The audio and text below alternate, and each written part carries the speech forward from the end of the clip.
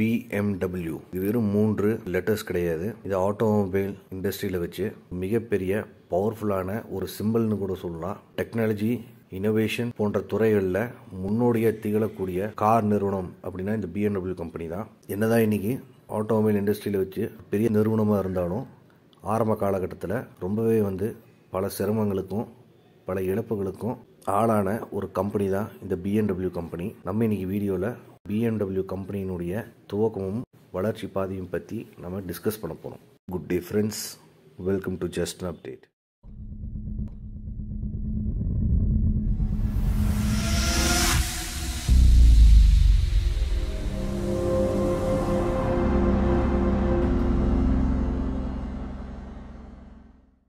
இருபதாம் நூற்றாண்டு துவக்கத்தில் பார்த்தீங்க அப்படின்னா கார்ல் ஃபான் ராப் அப்படின்னு சொல்லக்கூடிய ஒரு நபர் டைம்லர் அப்படிங்கிற ஃபேமஸான ஆட்டோமொபைல் கம்பெனியில் ஒரு வேலைக்கு சேர்றாரு.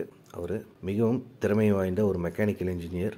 அவர் குறுகிய காலகட்டம் டைம்லர் கம்பெனியில் வேலை செஞ்சுட்டு பிறகு ஃப்ளூக் வேர்க் அப்படின்னு சொல்லிட்டு ஒரு கம்பெனியில் போய் சேர்றாரு.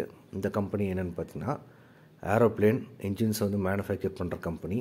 அங்கே வேலை செஞ்சு அதனுடைய தொழில்நுட்பங்களை நிறைய கற்றுக்கிறாரு. பிறகு அந்த கம்பெனி பேங்க்ரப்சி ஃபைல் பண்ணுது. அதுக்கு பிற்பாடு என்ன பண்ணுறாருன்னு பார்த்தீங்கன்னா 2 லட்சம் ரைஷ் மார்க் ஃபண்டிங்கை பயன்படுத்தி அவர் புதுசாக ஒரு நிறுவனத்தை துவங்குறாரு. அந்த நிறுவனத்தில் ஏரோப்ளேனுக்கு தேவையான இன்ஜின்ஸ் எல்லாத்தையுமே மேனுஃபேக்சர் பண்ண ஆரம்பிக்கிறாரு. கரெக்டாக 1913ஆம் வருடம் துவங்கின அப்போவே 1ஆம் உலகப் போர் ஸ்டார்ட் ஆகுது ஐரோப்பா ஃபுல்லாகவுமே. அப்பொழுது பார்த்தீங்கன்னா ஏரோப்ளேன் இன்ஜின்ஸ்க்கு பல டிமாண்ட் இருந்த காரணத்தினால இவர் பிஸ்னஸ் ரொம்பவே இம்ப்ரூவ் ஆகுது. ஆனால் இம்ப்ரூவ் ஆன அதே வேகத்தில் ஒரு பெரிய பிரச்சனையில் போய் மாட்டுறாங்க. அது என்னென்னு பார்த்தீங்கன்னா ஏரோப்ளேன் இன்ஜின் எல்லாமே ஒரு டிஃபெக்டிவான இன்ஜினாக இருந்த காரணத்தினால அவருக்கு ஆர்டர்ஸ் குஸ்டாவ் ஆட்டோ அப்படின்னு அவருடைய காம்படிட்டருக்கு எல்லாமே போயிடுது. ஆனால் இருந்தாலும் டிமாண்ட் அதிகமாக இருந்த காரணத்தினால இன்ஜின்ஸை ரஷ்யன் ஆர்மி அவர்கிட்ட இருந்து வாங்கறதுக்கு முன் வராங்க. ஆனால் அவர் கரெக்டான குவாலிட்டியில் அந்த இன்ஜினை சப்ளை பண்ண வைக்கிறதுக்கு ஃப்ரான்ஸ் ஜோசப் பாப் அப்படின்னு சொல்லக்கூடிய ஒரு நபரை அவங்க நியமித்து இவருடைய கம்பெனிக்கு அனுப்புகிறாங்க. அவர் அங்கே போய் பார்க்கும்போது தான் தெரியுது இந்த கம்பெனி தன்னிச்சையாக, அதாவது ஒரு அட்டானமஸாக ஒரு கேயாட்டிக்கான ஒரு என்விரான்மெண்ட்டில் இயங்கிட்டு வரதை கண்டுபிடிச்சாரு. ஒரு ப்ரொடக்ஷன் மேனேஜரோ சூப்பர்வைசரோ இல்லாமல் கம்பெனியில் மேனுஃபேக்சர் பண்ணிட்டு இருந்தாங்க. அசம்பிளி எல்லாமே ஒரு கோஆர்டினேட் பண்ணி ஒரு ஸ்ட்ரீம்லைண்டாக இல்லாத காரணத்தினால குவாலிட்டி இஷ்யூ ஃபேஸ் பண்ணுறத அவர் கண்டுபிடிச்சாரு. இவரே களத்தில் இறங்கி அதில் இருக்கக்கூடிய குவாலிட்டி ஆகட்டும் சரி, ப்ரொடக்ஷன் சூப்பர்விஷன் எல்லாமே அவரே ஹேண்டில் பண்ணுறாரு. பிறகு என்ன ஆகுது அப்படின்னு பார்த்தீங்கன்னா கார்ல் ராப் அப்படிங்கிறவர் கருத்து வேறுபாடு காரணமாக அவருடைய கம்பெனியை ஆந்தனி ஹாப்க்கு விற்றுட்டு அவர் தனியாக போய் கலிஃபோர்னியாவில் போய் செட்டில் ஆகிறாரு. அதற்கப்புறம் இந்த ஆந்தனி ஹாப் அப்படிங்கிறவர் தான் முழுக்க இந்த நிறுவனத்தை இயக்கிட்டு வராரு. 1ஆம் உலகப் போர் முடிஞ்சதுக்கு பிற்பாடு பார்த்திங்கன்னா ஏரோப்ளேனுக்கு தேவையான இன்ஜின் டிமாண்ட் எல்லாமே முற்றிலும் குறைஞ்சிருது. குறைஞ்சதுக்கு பிற்பாடு இவங்க அக்ரிகல்ச்சரல் செக்டருக்கும் மோட்டார் சைக்கிள் என்ஜின்ஸ் மேனுஃபேக்சரிங்கும் இந்த மாதிரி டிஃப்ரெண்ட்டான ஃபீல்டில் ப்ராடக்ட்ஸ் எல்லாம் மேனுஃபேக்சர் பண்ணி சேல் பண்ண ஆரம்பிக்கிறாங்க. இந்த காலகட்டத்தில் தான் பார்த்தீங்க அப்படின்னா கம்பெனிக்கு BMW அப்படின்னு அவர் பேர் வைக்கிறாரு. BMW அப்படின்னா ஜெர்மனில் பவேரியா மோட்டார் அண்ட் வேர்க்கே, அதாவது பவேரியன் மோட்டார் ஒர்க்ஸ் அப்படின்னு அர்த்தம். இந்த கம்பெனி பவேரியா அப்படிங்கிற ஸ்டேட்டில் சவுத் ஆஃப் ஜெர்மனியில் இருந்த காரணத்தினால அப்படி ஒரு பேர் வச்சாங்க. அந்த லோகோவும் பார்த்தீங்க அப்படின்னா ப்ளூ அண்ட் ஒயிட் கலரில் இருக்கும். அதாவது அந்த பவேரியன் ஸ்டேட்டினுடைய ஃப்ளாகை பேஸ் பண்ணி தான் அந்த லோகோவும் டிசைன் பண்ணியிருக்காங்க. அதற்கு பிற்பாடு கமீலியோ கஸ்டிக்லியோனி அப்படிங்கிறவர் இந்த கம்பெனியில் இன்வெஸ்ட் பண்ணி கம்பெனிக்கு நிறையா சப்போர்ட் பண்ண ஆரம்பிக்கிறாரு. அதுக்கு பிற்பாடு என்ன பண்ணுறாங்கன்னு பார்த்தீங்கன்னா R32 அப்படின்னு சொல்லிட்டு ஒரு மோட்டார் சைக்கிளை அவங்க ஃபர்ஸ்ட் அவர் மேனுஃபேக்சர் பண்ணுறாங்க. இந்த மோட்டார் சைக்கிள் வேர்ல்ட் ஸ்பீட் ரெக்கார்டில் பிரேக் பண்ணுது. அதற்கப்புறமா ஒரு கார் மாடல் ரிலீஸ் பண்ணுறாங்க. அந்த மாடல் என்னென்னு பார்த்தீங்கன்னா BMW 315 DA2 அப்படின்னு சொல்லிட்டு ஒரு மாடல் ரிலீஸ் பண்ணுறாங்க.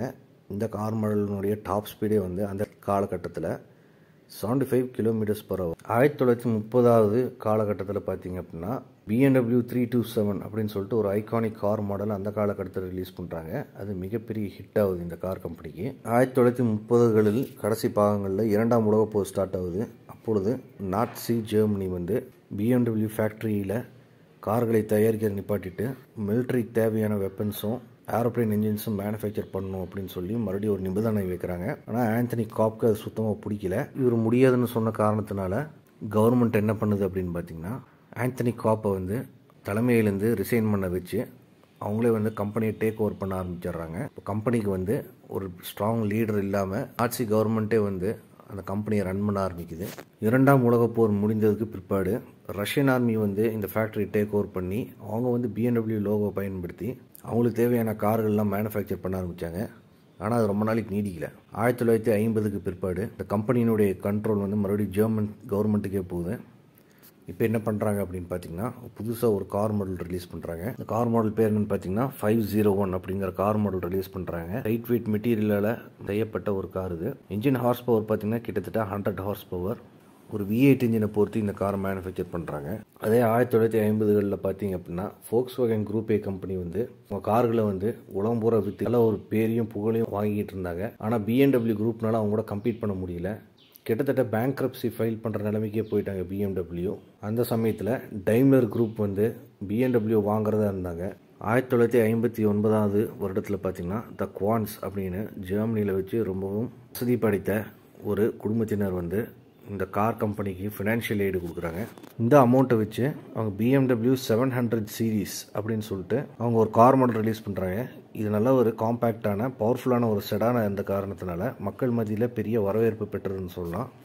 இந்த மாடல் சூப்பர் டூப்பர் ஹிட்டான காரணத்தினால இந்த கம்பெனியினுடைய சேல்ஸ் ரெவன்யூ அதிகமாச்சு. பிறகு 1962ஆம் வருடம் BMW 1500 சீரீஸ்னு ஒரு கார் மாடல் ரிலீஸ் பண்ணுறாங்க. இது ப்ரீவியஸ் மாடலை விடவே வந்து கொஞ்சம் அப்டேட்டடாகவும் ரொம்ப ஃபீச்சர் பேக்டாகவும் இந்த காரணத்தினால இதனுடைய சேல்ஸும் வந்து ரொம்பவே வந்து அதிகமாக இருந்ததுன்னு சொல்லலாம். ஃபைனலாக BMW கம்பெனி வந்து பேங்க்ரப்சியினுடைய லெவல்லேருந்து ஒரு ப்ராஃபிட்டபிள் கம்பெனியாக மாறுறதுக்கு இந்த 2 மாடலுமே வந்து உறுதுணையாக இருந்ததுன்னு சொல்லலாம். 1970களில் மியூனிக்கில் வச்சு அவங்க பெரிய ஒரு ஹெட் குவார்ட்டர்ஸை வந்து பில்ட் பண்ணுறாங்க. ரொம்பவே வந்து ஒரு டாலான பில்டிங்காக வந்து கன்ஸ்ட்ரக்ட் பண்ணி 4 சிலிண்டர் என்ஜினை குறிக்கும் வகையில் 4 சிலிண்ட்ரிக்கல் ஷேப்பில் பில்டிங்கை கட்டி அவங்க ஹெட் குவார்ட்டர்ஸ் அங்கே மூவ் பண்ணுறாங்க. பிறகு அவங்க ரொம்ப ஸ்போர்ட்டியான மாடல்ஸ்லாம் ரிலீஸ் பண்ண ஆரம்பிக்கிறாங்க. 5 சீரீஸ் 6 சீரீஸ் 7 சீரீஸ்ன்னு சொல்லிட்டு அது எல்லாமே வந்து ரொம்ப பிரபலம் அடையுது. அதுக்கு பிற்பாடு BMW வந்து ரேசிங் ஈவெண்ட்ஸில் பார்ட்டிசிபேட் பண்ணணும்னு சொல்லிட்டு BMW M1 அப்படின்னு சொல்லிட்டு ஒரு கார் மாடல் வந்து டிசைன் பண்ணுறாங்க. இது லம்பார்கினி கார் கம்பெனியோட டைஅப் பண்ணி ரிலீஸ் செய்யப்பட்ட கார் மாடல். இது வந்து ஒரு மிட் என்ஜின் பிளேஸ்ட் கார். இது இந்த ஒரு கார் மாடல் தான் வந்து BMWனுடைய M டிவிஷனை வந்து துவங்கிறதுக்கு ரொம்ப உறுதுணையாக இருந்ததுன்னு சொல்லலாம். இந்த M டிவிஷனில் வந்து இவங்க ஹை அண்ட் ஸ்போர்ட்ஸ் கார் மாடல்ஸ்லாம் வந்து மேனுஃபேக்சர் பண்ணி ரிலீஸ் பண்ணுவாங்க. பிறகு 1990களில் BMW வந்து E30 M3 அப்படின்ட்டு ஒரு அப்டேட்டடான ஒரு ஸ்போர்ட்டியான மாடலை வந்து ரிலீஸ் பண்ணுறாங்க. இது வந்து ரொம்பவே ஐகானிக்கான ஒரு BMW கார்னு சொல்லலாம். 2011லேருந்து 2021க்குள்ளே பார்த்தீங்க அப்படின்னா அவங்களுடைய சேல்ஸ் வந்து அப்படியே டபுள் ஆகிடுச்சு. கிட்டத்தட்ட 111 பில்லியன் யூரோஸ் வந்து ப்ரொடியூஸ் பண்ணக்கூடிய அளவுக்கு வந்து அவங்க கம்பெனியை வந்து பெரிய அளவுக்கு எடுத்துகிட்டு போயிருக்காங்கன்னு சொல்லலாம். நான் இந்த வீடியோவில் BMW நிறுவனத்தினுடைய ஹிஸ்ட்ரி பற்றி தெரிவிச்சிருக்கேன். மேற்கொண்டு உங்களுக்கு தகவல்கள் தெரியும்னு நினச்சிங்கன்னா கீழே கமெண்ட் செக்ஷனில் உங்கள் கருத்துக்களை தாராளமாக பதிவு செய்யலாம். வீடியோவை பார்த்ததுக்கு நன்றி. நீங்கள் புது வியூவராக இருந்தால் நம்ம சேனலுக்கு சப்ஸ்கிரைப் பண்ணுங்கள். உங்களுக்கு இந்த மாதிரி டெக்னாலஜி அண்ட் ஆட்டோமொபைல் ரிலேட்டட் வீடியோஸ்லாம் அப்டேட்டாக கிடைக்கும். இந்த வீடியோவை லைக் பண்ணுங்கள். அப்போ தான் இந்த யூடியூப் அல்காரிதம் இந்த வீடியோவை ரெக்கக்னைஸ் பண்ணி நிறைய பேர்த்துக்கு இந்த வீடியோவை போட்டு காட்டும். அது மட்டும் இல்லாமல் எனக்கு மோட்டிவேஷனலாகவும் இருக்கும். நீங்கள் கண்டிப்பாக லைக் பண்ணுவீங்கன்னு எனக்கு தெரியும். மறக்காமல் இந்த வீடியோவை உங்கள் நண்பர்களுக்கும் உறவினர்களுக்கும் ஷேர் பண்ணுங்கள். அவங்களும் நிறைய விஷயங்கள் இந்த மாதிரி சுவாரஸ்யமான தகவல்களை பார்த்து தெரிந்து கொள்ளட்டும். மீண்டும் அடுத்த முறை சந்திப்போம். நன்றி, வணக்கம்.